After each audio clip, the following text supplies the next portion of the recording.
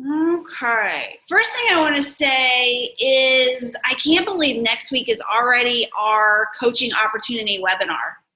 It just hit me that like a week from tomorrow, we're doing another live webinar. I feel like we just did one. So I do suggest, everybody like look at your challengers, people who you think would really make amazing coaches that might be interested in learning more about coaching, and invite them to jump on our call next Tuesday. And then of course be posting about it and sharing about it. And sharing the coaching opportunity and just talking about, why you became a coach, how it's changed your life. If you've done it just for accountability, talk about the accountability. If you feel like, coaching has made you more accountable, which I can clearly state, I definitely think it's made me a lot more accountable than what I was before when it came to my own health and fitness goals. Or, even, and I know like income, any small amount, if you are paying a cell phone bill, if you are eating out and using it as an entertainment fund once a week. I know when I first started coaching, my income was only going to be for a vacation fund. It just turned into more. But I think no matter what amount you are making per month, whether it be $50 or more, it's always important to share that with people, to let them know that what you're doing is not only helping people, you enjoy it, but it's actually helping you with paying a bill each month. So we have a lot of examples on our team page in the album section where we talk about how to share the coaching opportunity. So, and then of course, I always think that you should pinpoint your challengers, because challengers make really amazing coaches because they've been through the process, they understand a challenge group, they've done a program, they may have already received results and are excited to share that with others. So I just want to touch on that really quick. And okay, I'm going to go ahead and jump into talking about a power hour. So this is something that we talk about in phase 2 training. And I know a lot of you have already went into phase 2 training, but it's something that I find a lot of coaches, like we talk about it and we go over it in training, but so many coaches are not doing it. And, I listened to a really powerful podcast a couple weeks ago, and I re-listened to it today, and it talked about the power of focus and consistency. And so, his big thing was that, often people, you can't focus on results. And so I did a post today because I really think a lot of times we get into this mindset of we want immediate gratification and we want immediate results. And so if we're doing something and it's not working, then we end that consistency and we lose that momentum, we lose that focus because we didn't get that instant result. And I can say, as far as getting instant results, it doesn't happen. Like when we go over what I do for my power hour, I start 5 new conversations a day. And I think I did a live video not that long ago, a couple weeks on the team page. I had talked to about 40 people in the last, I think, 2 weeks or whatever it had been.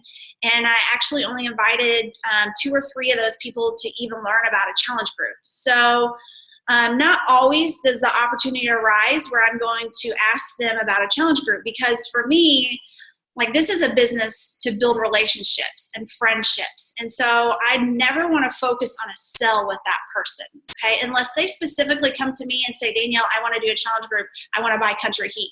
Well, then we're going to jump right into that. But if I'm just starting a new conversation with them, I don't want to focus on the sell. I really want to just get to know them. I want to know their goals. I want to know what they struggle with and things like that. So I'm not getting instant gratification. Often when I start these new conversations, I'm just building relationships. But that's helped me to build momentum in my business because it's helped me build trust. It's helped me build relationships with people. It's helped them to get to know me and know that I'm not all about a sell and that I really genuinely want to help them. And so most of the people I deal with these days are from my cold market.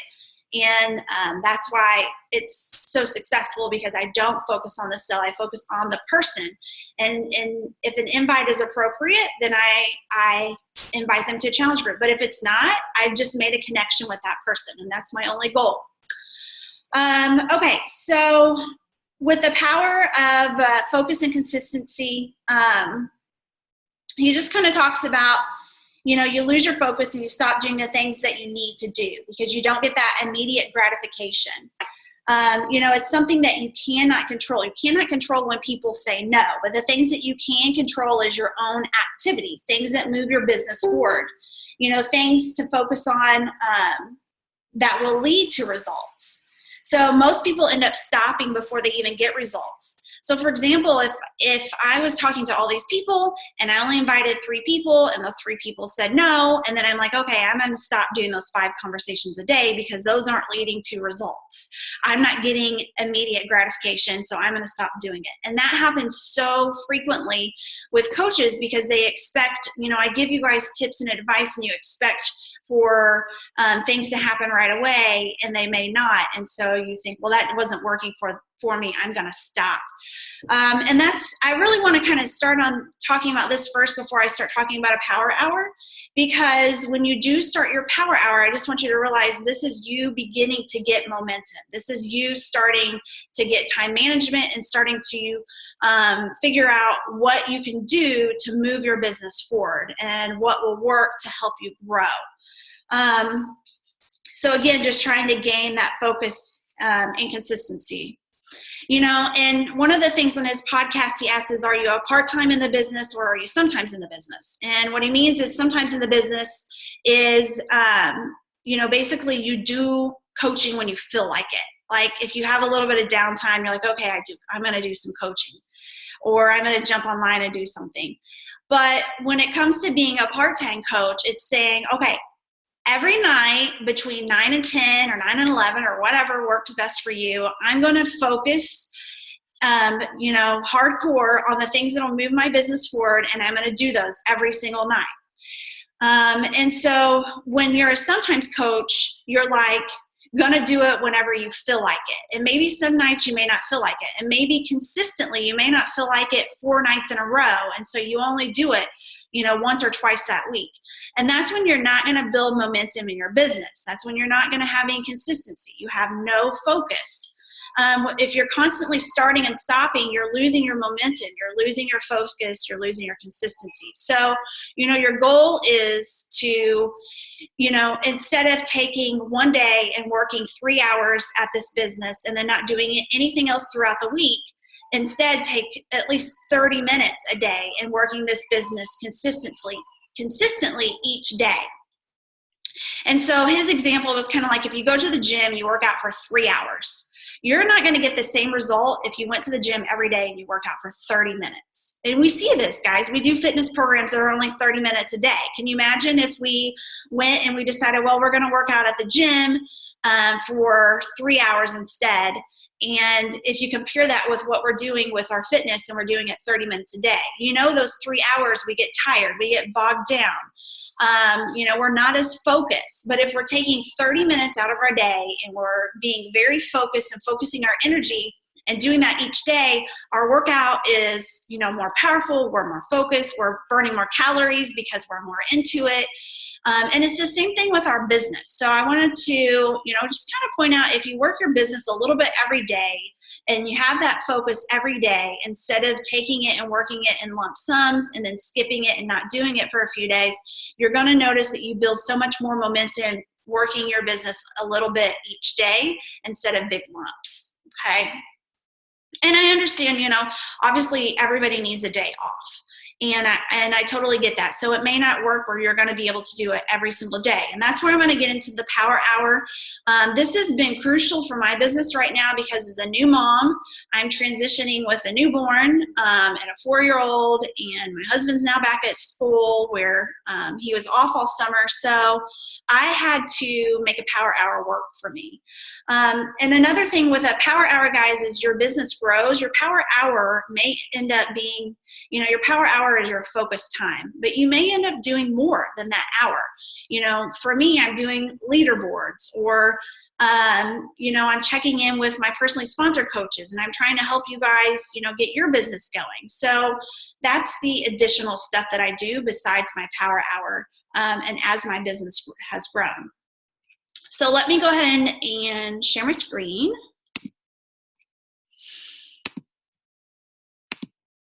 All right. Okay. So this is a very simplified list. Everybody's list may look totally different. This is what my list consists of. And if I have, like today, literally Cash only slept 2 hours. Like I did not get a whole lot done. So I have about 20 unanswered messages in my inbox right now because I haven't had a chance to get back with people. It's been like really busy at the house. But I tell you what I have got done. It's these top 4 things. And these top 4 things are the things that I focus on every single day. If I only have a little bit of time, what can I get done? And it's going to be those 4 things. So even my 2 hours when he was sleeping, I was making and drinking my shake. I was creating posts for the day. I was eating my lunch, and I was doing other things. So I didn't have a whole lot of time between all of that. So the first thing that I find the most important is adding 3 to 5 new friends a day to your social media account. Okay. When I first started coaching, I had about 700 friends. And there was a lot of people I'm from a small town. There was a lot of people from my small town that I wasn't friends with because if I hadn't talked to you in a while, you weren't going to be my friend on Facebook because I wanted my Facebook newsfeed to be very clutter-free. So obviously when I started coaching, I want to help as many people as I can. And I want to put my face out there in front of anybody who needs my help. So when I first started coaching, I actually friended 10 people a day. So 3 to 5 people a day is really kind of a minimum. If you want to friend more, that's totally fine. I personally was ready to hit the ground running, and I was friending usually 10 or more friends a day. Okay. So at this point right now in my business, I friend five new friends a day. And then number two is starting 5 new conversations a day. Okay. So 5 new conversations does not mean 5 new invites to a challenge group. Now, when I first started coaching, I was working with my warm market. And so with my warm market, I often sent out what I like to call cold invites. And we talk about this in the new coach training. Cold invites are only meant to be sent to people who know and already trust you. Okay, friends, family. I would never send a stranger that I just friend requested an invite to my challenge group. No way. That would be probably the quickest way for them to unfriend me and for me to seem very salesy to them. So I would only do that to my warm market, my friends, and my family. Okay. And so when I first started coaching, I did kind of lump up my invites into 3 days. I would look at my calendar, and my following week would be prep week. So the week before that, I would take 3 days and send 20 of those personal invites out to my warm market people. I would send 20 of those for 3 days. So I did 60 invites.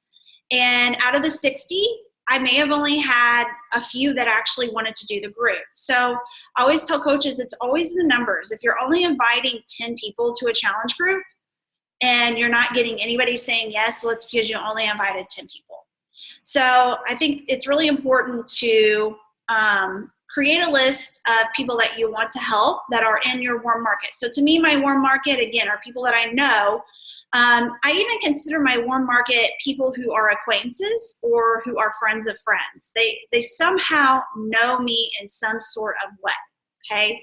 My cold market to me is a total stranger, okay? Somebody I've never talked to a day in my life. So I do start 5 new conversations.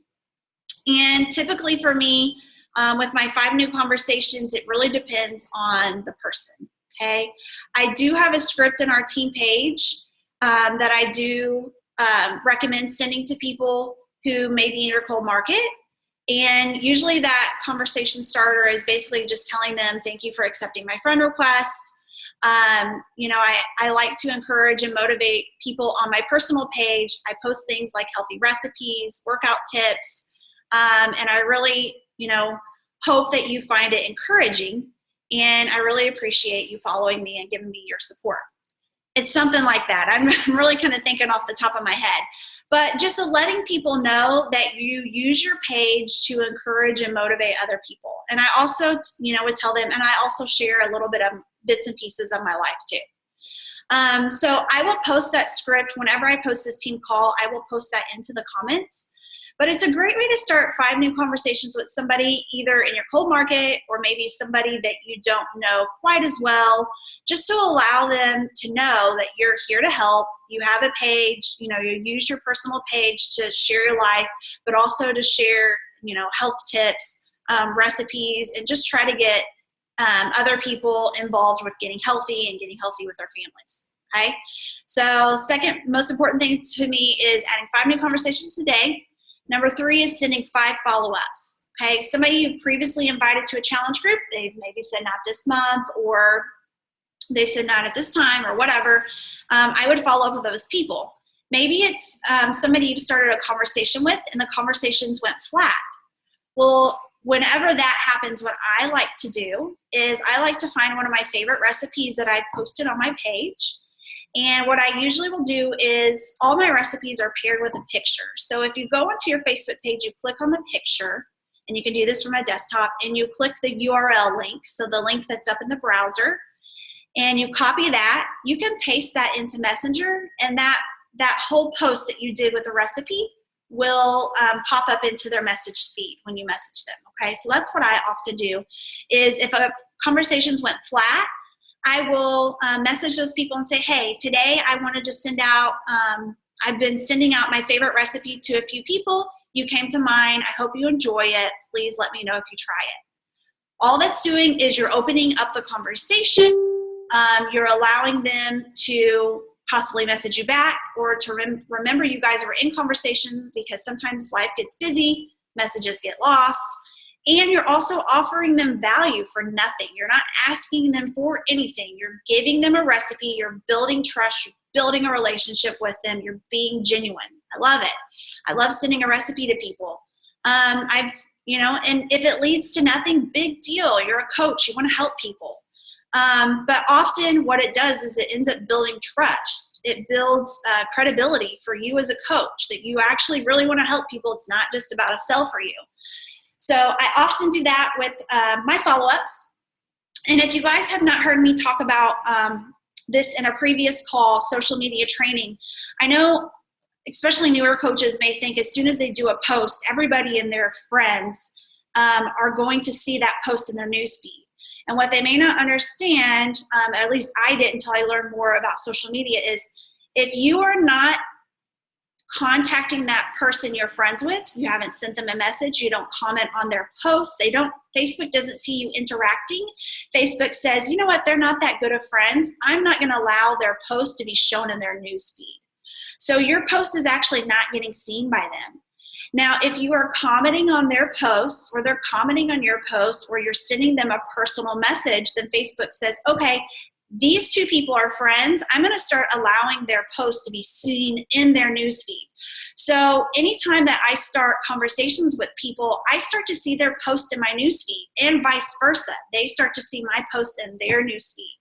So even if you guys maybe aren't getting any kind of feedback, you're starting new conversations and they don't send you anything back, or you're doing a follow-up sending them a recipe and they don't send you anything back, they are still seeing your posts, because Facebook says, oh, okay, well, Danielle's message so-and-so, they're friends. I'm going to allow Danielle's post today to be seen in their newsfeed. And guys, if you're offering valuable posts, or you're doing challenge group call outs, or you're sharing what you're doing on your own health and fitness journey, sharing your fitness programs, talking about your fitness programs, why you're doing it, being encouraging, inspiring others, posting about your containers, posting about your superfood shake. If you're really consistent with doing those things, then those are popping up in their newsfeed, and you're planting seeds for them, okay? Which again is building trust. It's building a relationship. It's planting seeds. When they're ready, they're most likely going to reach out to you, because you've been reaching out to them. They've been seeing your posts. So that leads me to number 4. Number 4 is posting at least 3 times a day on social media. If you're not usually a poster, post once a day, but make sure you're posting, because if you're randomly sending people an invite, or you're doing a challenge group call out here and there, you're leaving people so clueless of what you're doing, that you're a coach, what's going on. I haven't seen them post a single thing on social media, and now they want me to do this challenge group. What is this challenge group? I don't know what they're talking about. So if you're openly sharing on social media, getting up and doing your workout. And guys, don't just do like a sweaty workout picture and say, I got my workout done today, because that's so boring and people don't care about that. They see way too much of that on social media already. They want to know, why did you get up and do your workout? What made, how did you feel during the workout? What did you like about the workout? How did you feel afterwards? How do you get up out of bed so early to work out? How do you make it work with having kids? How do you make it, work after doing a 12-hour shift and coming home at night and doing it at 11 o'clock? Like, why? They want to know, that with Beachbody, we're not selling products, guys. We're selling ourselves and why we are so motivational to them as a coach and what our value is. So when you're doing posts, really put some thought into it. And do those posts that people are going to look at and be like, oh man, they're really encouraging, or they're really motivating, or, especially if you're also doing posts about your challenge groups and you're talking about how accountable you are because you're doing this group and how motivating all the other challengers are. Then that again is planting seeds to people on what you are doing, and you're helping them understand what it is as a coach and what you are and what you have to offer. But if you're not doing these posts, or you're very sporadic about them, you're leaving them confused, because not everybody's on social media at the same time. Not everybody's on social media every day. Not everybody is going to see your post every single time. Even if you are starting new conversations, Facebook may only allow some of your posts to be seen in their feed, not all of them. So to me, those are the top 4 things that I do in my business every single day. Now, I will tell you, I kind of skim a little bit on Friday nights and definitely Saturdays and Sunday mornings, because Saturday I don't start any new conversations ever. Sometimes I even skip on Sunday unless I can get around to doing them Sunday night, because people are busy. I was noticing people weren't really getting back to me, and I don't blame them. Maybe I was sending them a new conversation. They were at a wedding at the time. They may have opened it up and then lost it. So I do kind of skip around on the weekends. But what I do on the weekends is I always add new friends. I always go ahead and do my follow-ups, and I always do my post. Okay. All right, so the next things are things I also find to be important, but I do kind of prioritize this to what I feel like is the most important to me. And the top 4 things, those are all the things that I try to make sure I'm very consistent. I'm very focused on these things during my power hour.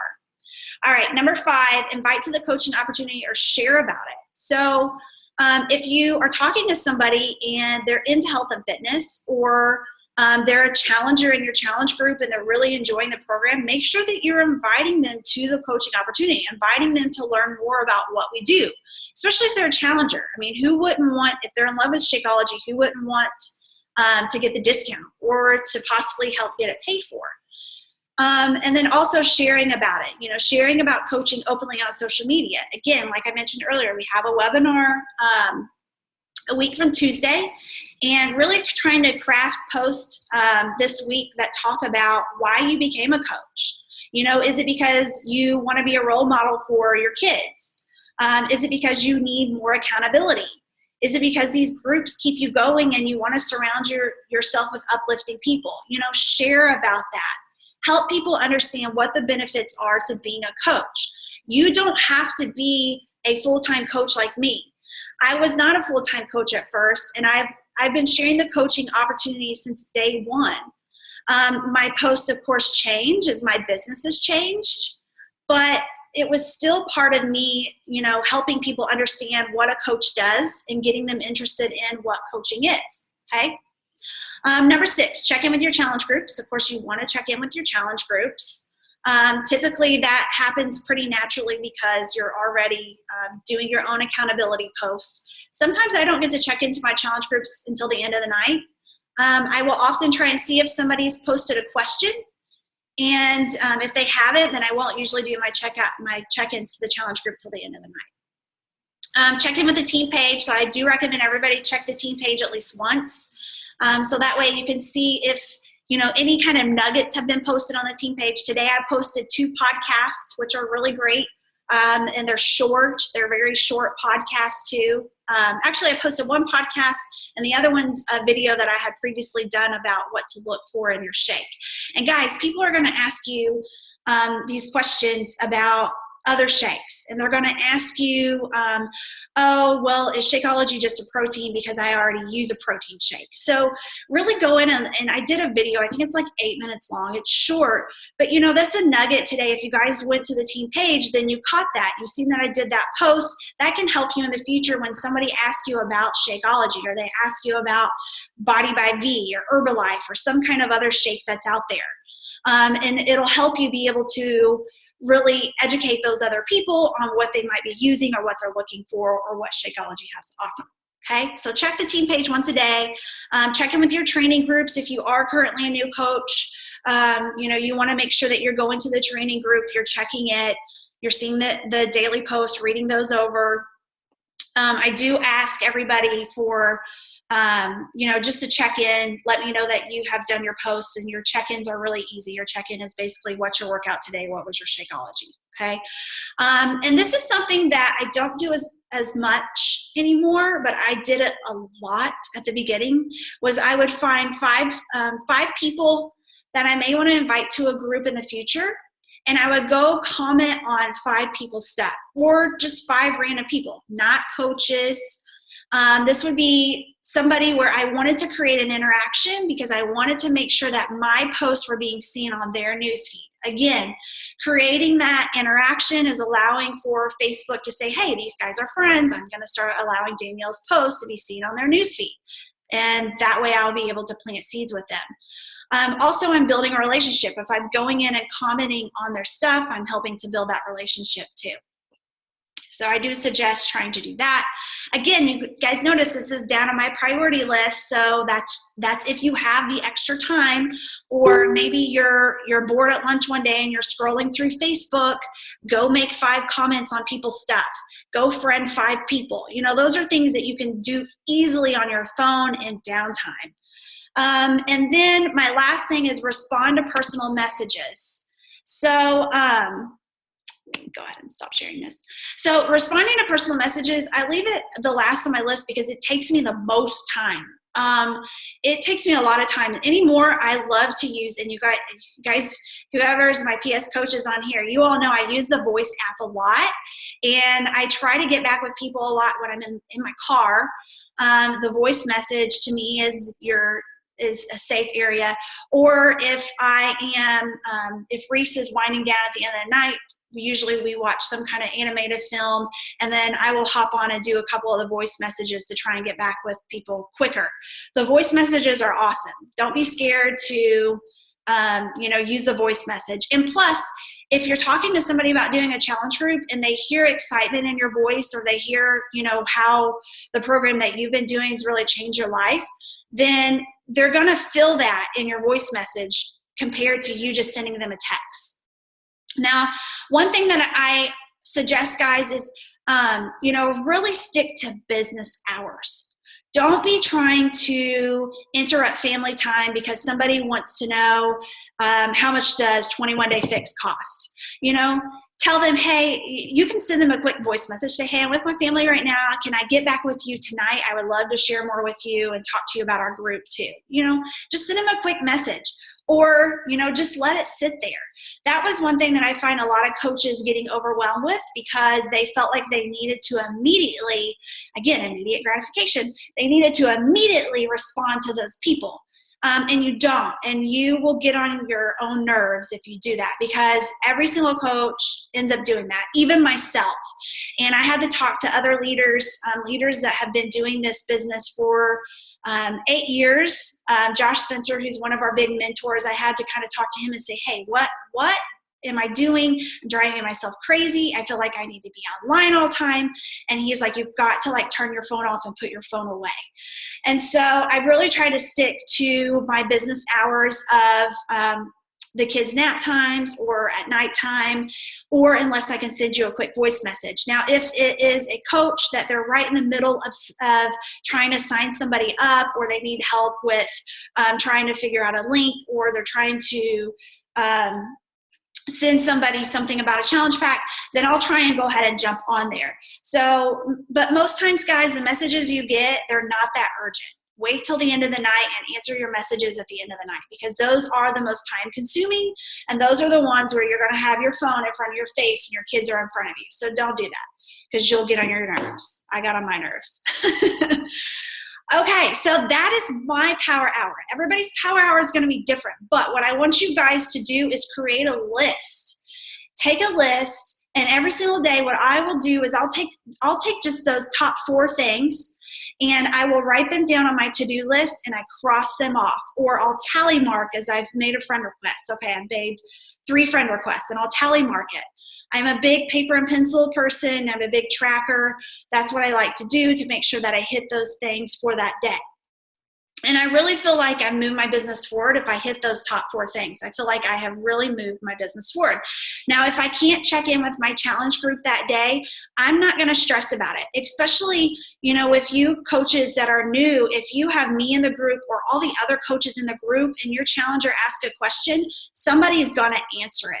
Somebody's going to support them. Somebody's going to give them a high five on if they did their workout that day. Like, you don't have to immediately be the one to be responding to them.